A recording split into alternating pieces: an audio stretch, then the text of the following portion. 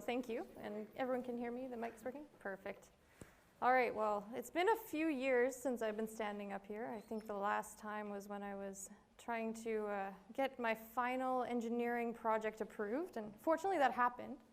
And so it's great to be back in Sterling and see so many faces I know and new faces in the program. So today I'm going to talk to you about what does quantum optics have to do with aircraft maintenance. And really this is meant to be a bit of a reflection on my career and how Eng-Phys or Phys can help you move into industry. You know, I could have taken the spin of just explaining you my resume, but I wanted to try something a little bit different. So I'm focusing a bit more on skills and skill set evolution, and hopefully throwing in some interesting stories along the way. First thing I have to do, just housekeeping. I'm here as an individual. I'm not here on behalf of any of the organizations I work for. Just a quick thing I had to say. So before I start, I'll just give you a really quick snapshot of my career. Dr. Morelli has already highlighted it, but basically I left here in 2013 as an individual, not really sure where she was going, but the first stop was Toronto. I had the opportunity to do my master's in, I don't even remember the title, so thanks for looking that up. And you know, play with some lasers in a basement lab and see what we can do for some fundamental physics. It was a lot of fun, but I decided after that I was going to take 1 to 2 years in order to explore industry. Soon enough, that turned into 10, and here we are today. I started up in Bombardier for a few years, which I'll talk about the evolution to Airbus, and then CAE, and an organization I also work with today called Women in Aerospace. And we'll see where we go next. That's a brief snapshot of my resume, but of course, something I always like to do is remind people that I'm not my resume. I'm a real person.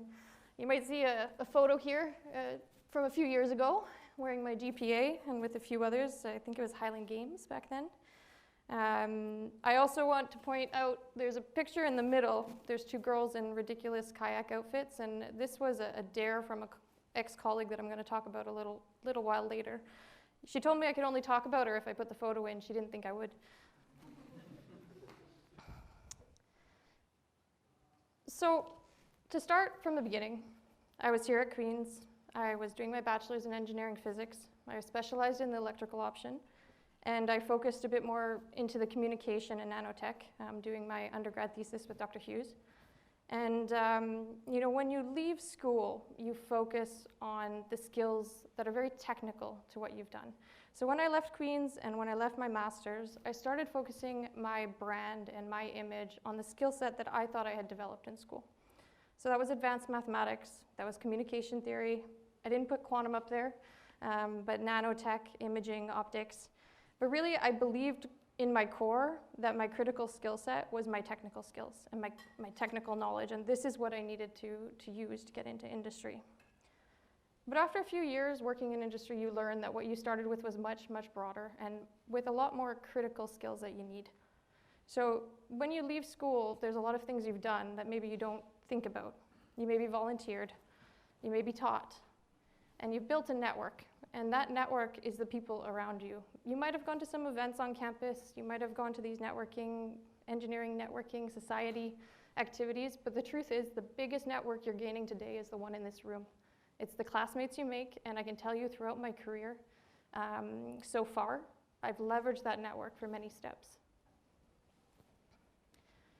When you do your grad studies, something that I think people often undervalue is that you're usually being given a very big problem and a pretty long time scale, and you need to take ownership of that and take ownership of your own learning and drive yourself towards an outcome.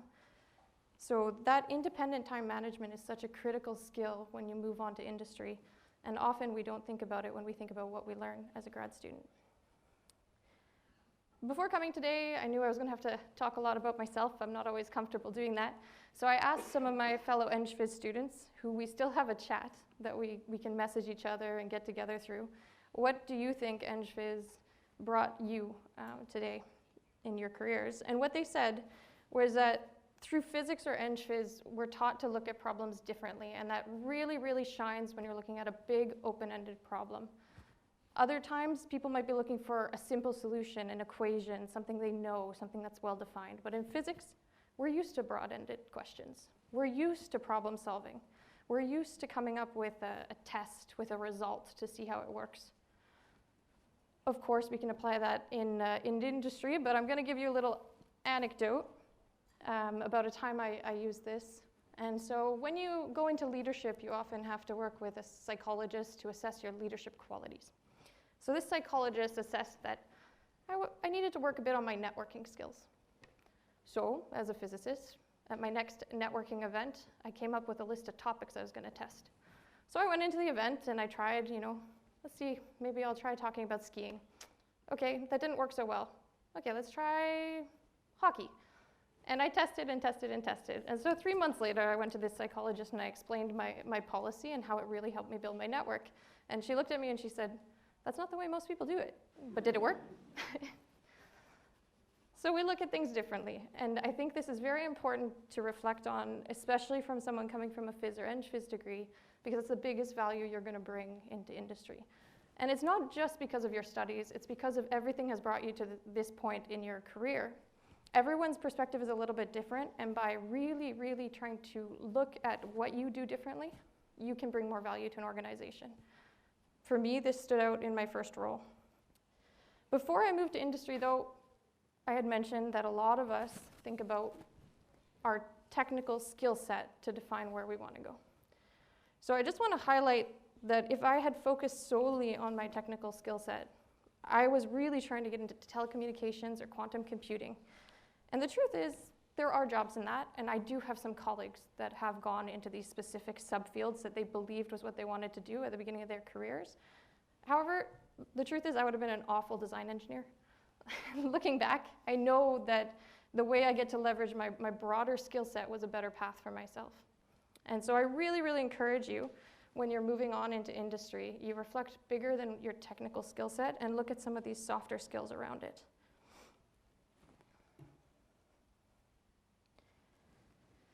All right, so I did end up making my way to industry eventually after applying to many, many communication entities, and it didn't work out. Finally, somebody said, well, what about analytics? You're good at math. And so I applied. And if you remember, that's the photo. The fellow Eng-Phys Amanda, who I graduated with, she's the one that said, apply to this job in my department and see what happens. So when I landed my first job, what got me there, it was my network. It was my analytics skills. It was my ability to demonstrate problem solving in an interview. And it was perseverance for not giving up.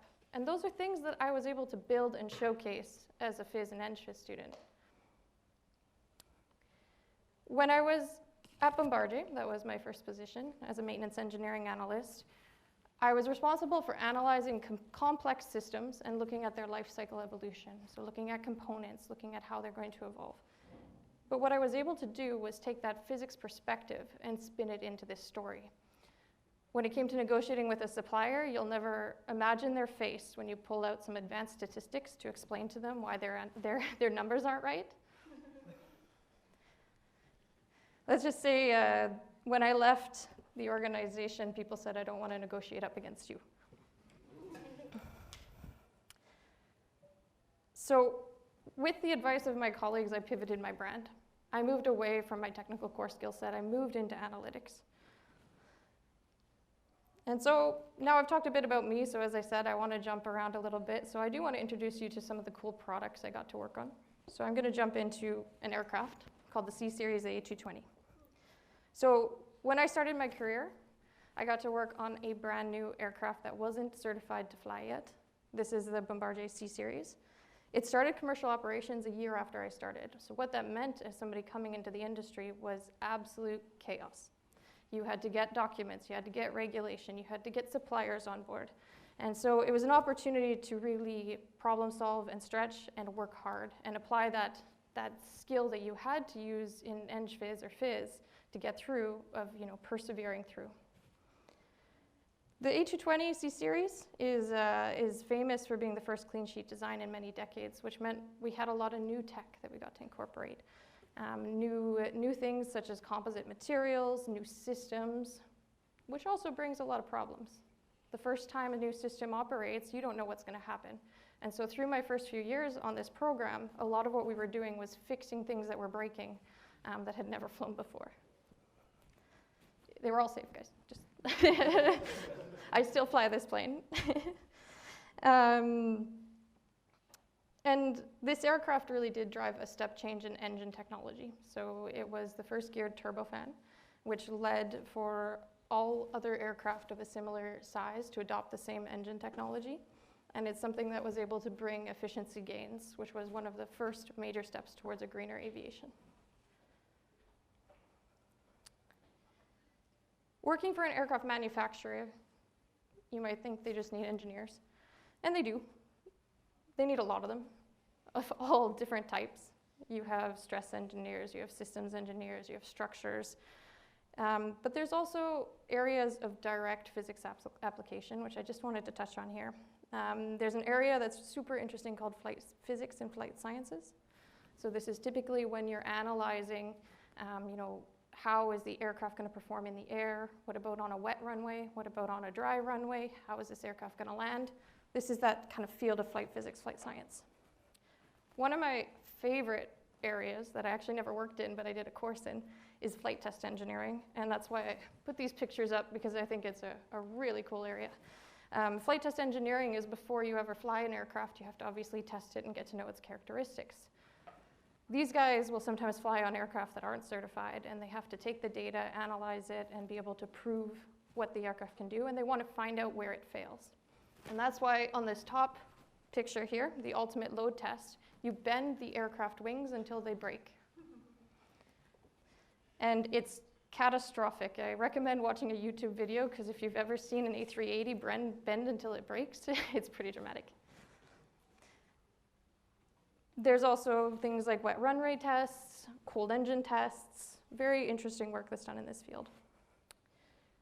I had the pleasure, for complex reasons, to work with some really brilliant materials engineers. And so I think people can understand how this could really relate to some of the physics we're doing. And they are very, very critical when it comes to selecting materials and understanding why materials behave the way they do in extreme temperatures, in abnormal stress conditions, these sorts of things. And so this is a few areas where you see direct application of physics. But like myself, I didn't work in these areas. I worked in a much broader area, which was customer engineering and analytics. And through that, I developed a different skill set. So through my first role, my skill set evolved. In some ways, it was taking old skills and letting them transform to something new. In some ways, it was developing brand new skills. And what you'll see here highlighted in yellow is where that evolution happened in my first role.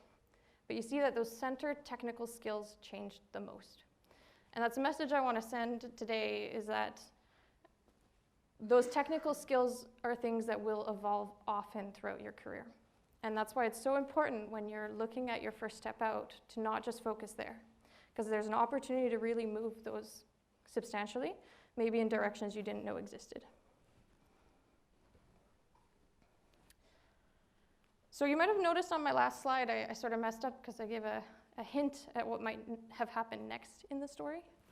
I called the aircraft a C-Series or an A220.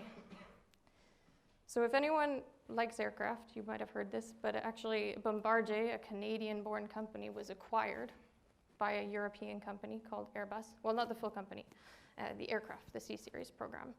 So this was a pivotal moment in my career.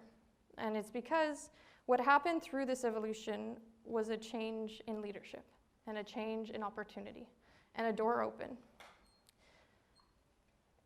And what had happened with my skill set evolution was I had come up with one technical piece that was very specialized. And that was an area that I call fleet and operational performance.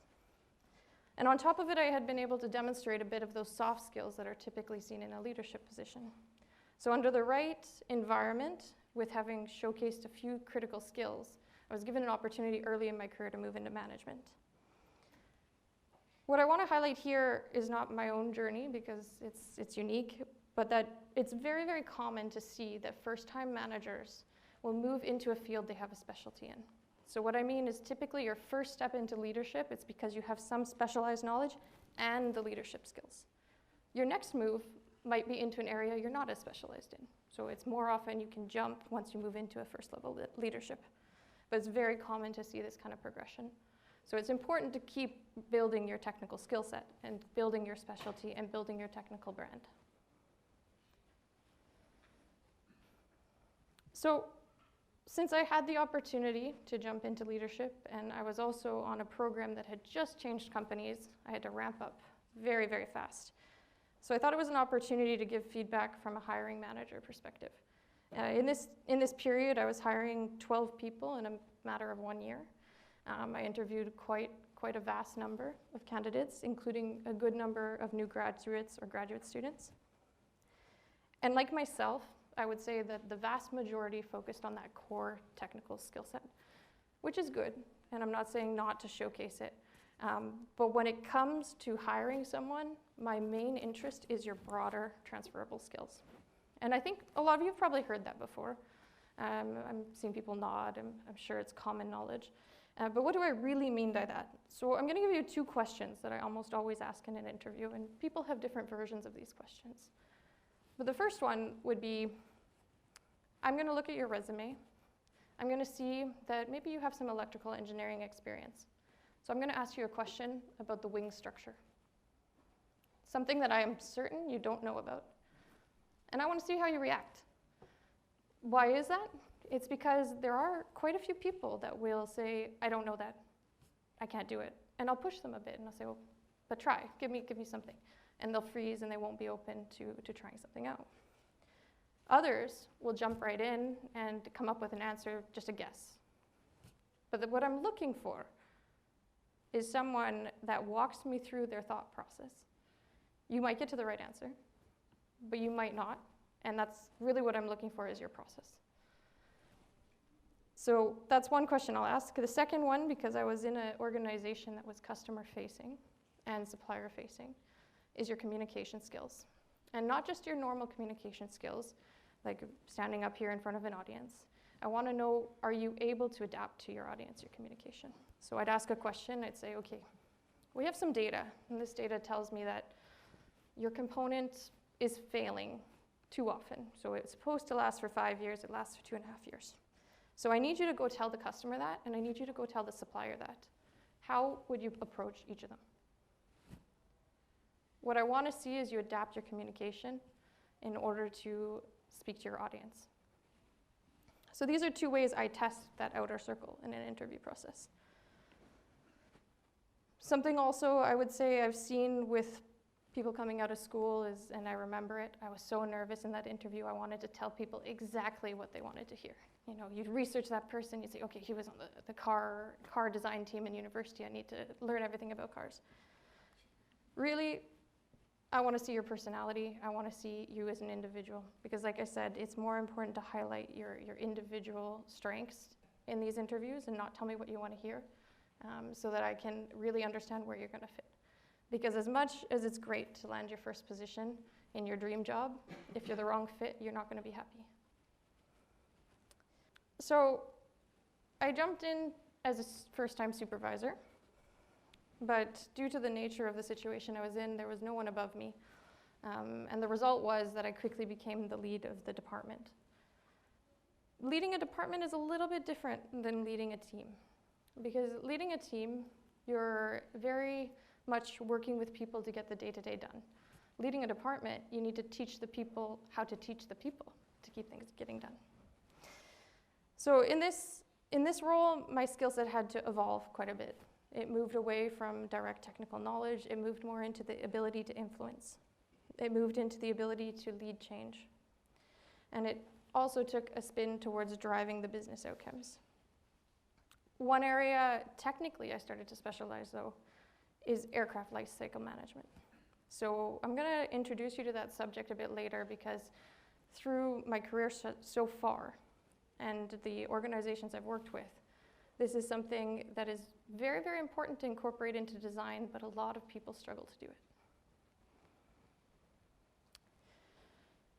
And the last thing when you start to lead a bigger organization is to start to build your identity as a leader.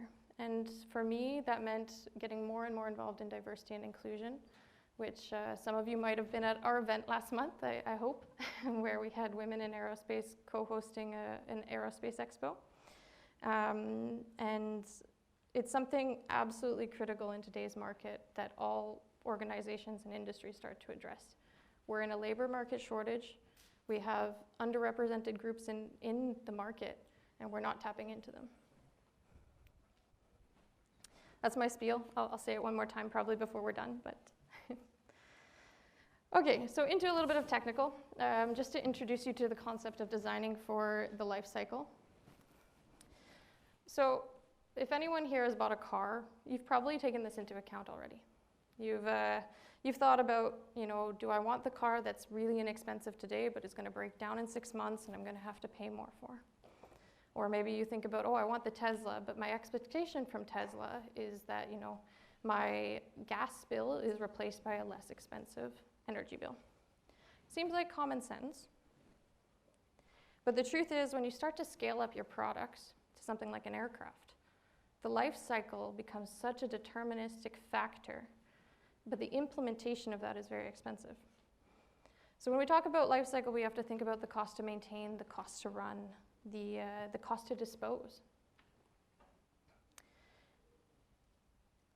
And as engineers, this often leads to issues where you're conflicting with your organization's objectives. So you can imagine that, the choice between a Tesla that has more advanced material to a less expensive car with a different metallic coating, it's a difficult argument inside a company. And why is that? It's because the cost of the consumer is not the cost of a company.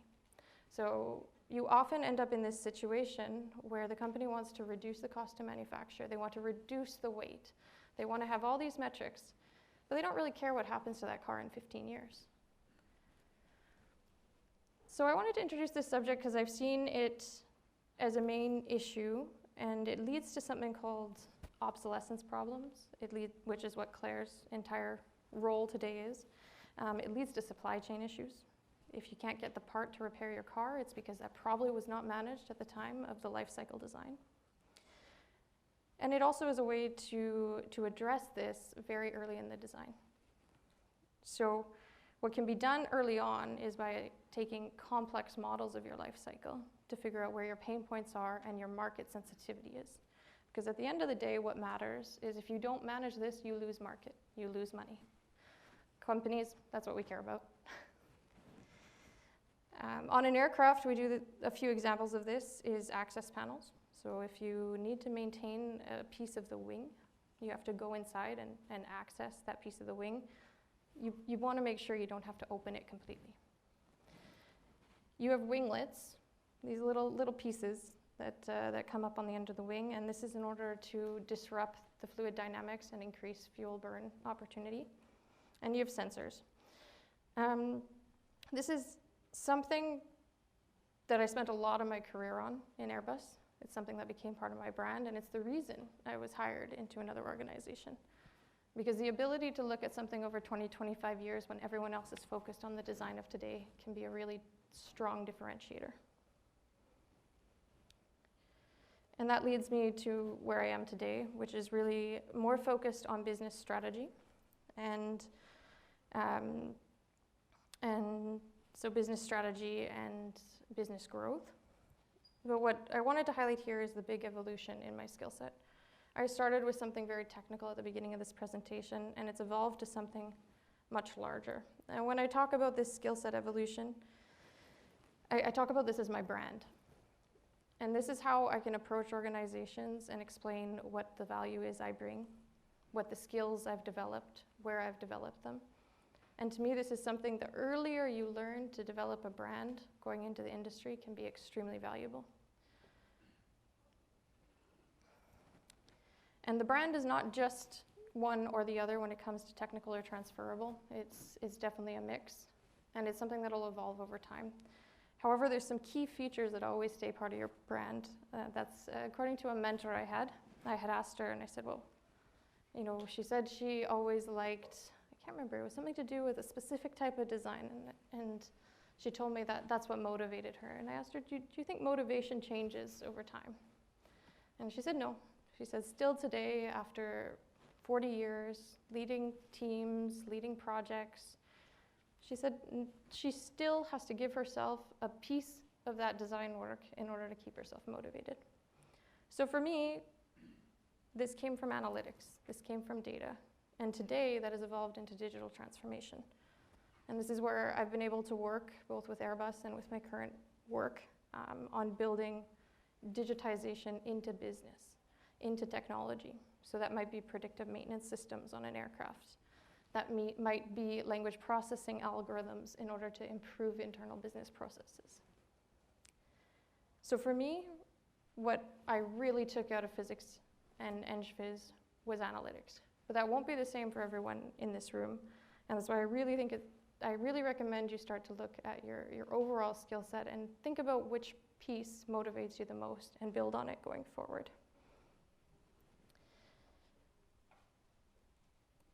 So before I wrap up, I did want to have a quick comment on the challenges of the industry today. So I mentioned that we're facing a labor shortage. So these are the problems that keep me up at night. These are the problems that keep a lot of the management teams up at night. And you'll see they're not super technical anymore. I've evolved away from doing technical activities to much more management type work. But we have a labor shortage. We have a labor shortage that's exasperated with diversity issues. So you guys are coming out of school at a really great time. You have the opportunity to look for where you want to go. You're going to be given great opportunities. But I do really encourage you not to close your boundaries to one singular area. We're facing a supply chain collapse as well, and this is why in my current role I get to work in logistics, because it's a very complex area. So for anyone here that is ordering something, our new expectation is Amazon. We want something tomorrow. I want it tomorrow in my condo, just pick it up. But the truth is, industry supply chain is not at an Amazon level. Industry supply chain is way further behind than Amazon.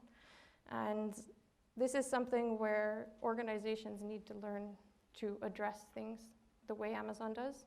But we're also facing global pressures from some of the global conflict we see that's making that even more difficult. Digital hesitation and disruptive technologies. So in university, you get to see some of the cutting edge. You're going to walk out into the industry and maybe you've been, I remember when I was here, and this is probably old today, I was coding in MATLAB. Everything we were doing was in MATLAB. And I walked out and they handed me Excel. And I thought, guys. And the truth is, we're still at Excel. A lot of companies are still at Excel. And the reason is it's so expensive to change. And this is what I call digital hesitation.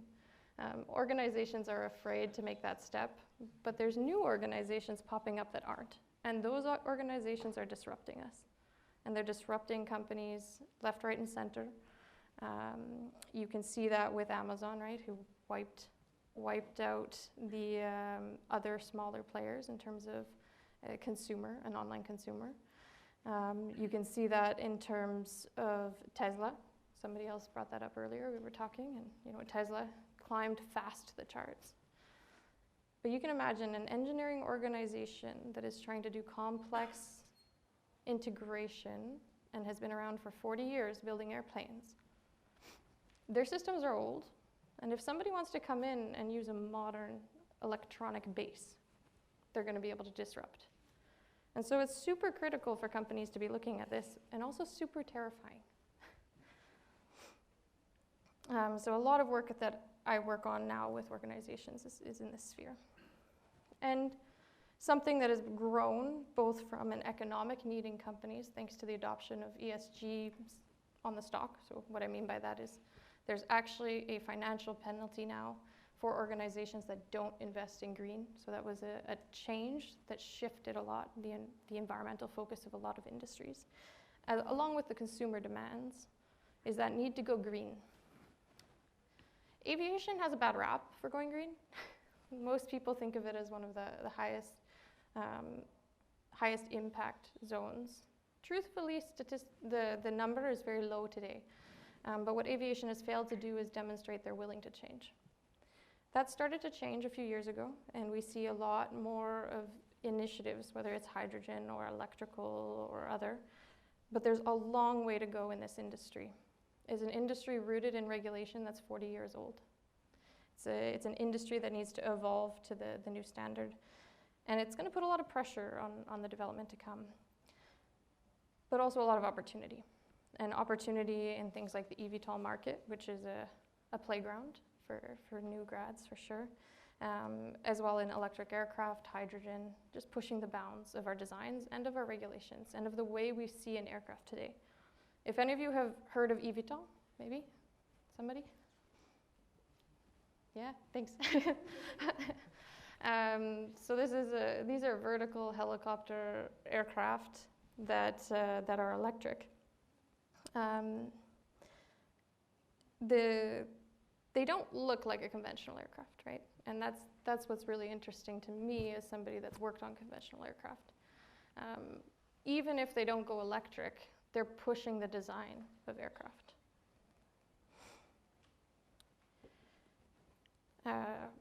All right, so I think I'm a little bit early, but I will just pose the last question, which is, I open this with what does quantum optics have to do with aircraft maintenance?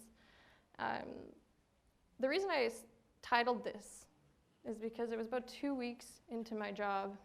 I was called into my new director's office, and he calls me in and he looks at me, he's like, "What are you doing here?" And I said, "Well, I work here." And he said, "No, but I read your resume. You do quantum physics. What does that have to do with aircraft maintenance?" And so I'm starting to like, okay, what's my story? What's my story? How am I going to justify this? And I came out with, well, it's just applied math. It's all applied math. But the truth is I don't believe that anymore. Well, I do to some extent. It was the basis of my career evolution. But the truth is that it's a lot more than that. Quantum optics, and here's my cheesy final punchline, was a runway. It was an opportunity to test skills in a master's degree. It was an opportunity to learn some fundamental needs, to ramp up, and eventually be able to launch into a career in industry. All right, so that was my presentation, but I'm open to as many questions as you like, and we'll go from there.